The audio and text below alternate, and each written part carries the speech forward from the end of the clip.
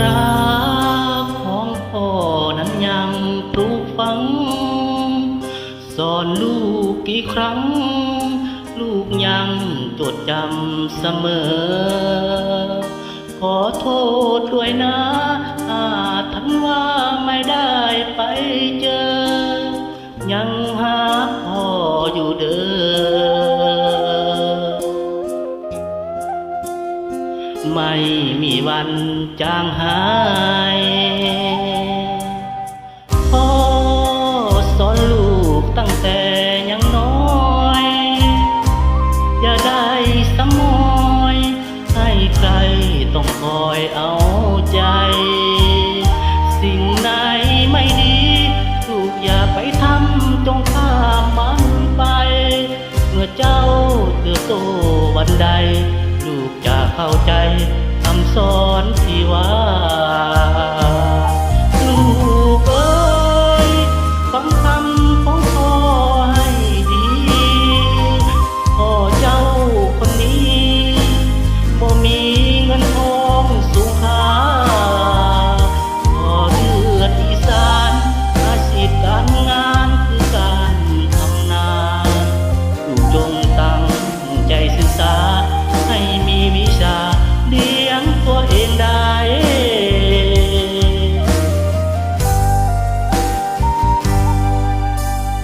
ไม่เคยลืมคำที่พ่อสอนไหวพักก่อนนอนขอพรให้พ่อสบายลูกอยู่ทางนี้จะเป็นคนดีให้พ่อภูมิใจให้สมที่พ่อห่วงใยกลับบ้านวันใดจะไปไหว้พ่อ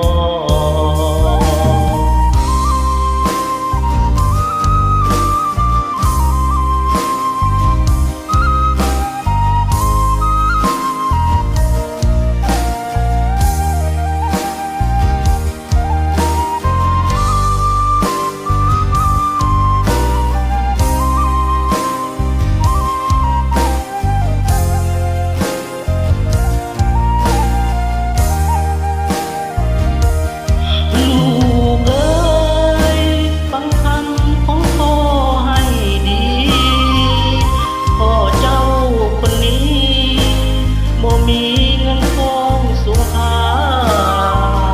พ่อเลือดอีสานอาชีพการงานคือการทำนา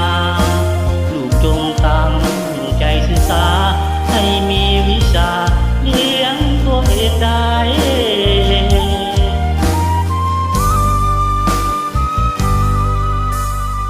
ไม่เคยลืมคำที่พ่อสอนไหวพักก่อนนอนขอพรให้พ่อสบายลูกอยู่ทางนี้จะเป็นคนดีให้พ่อภูมิใจให้สมที่พ่อห่วงใยกลับบ้านวันใดจะไปไหว้พ่อ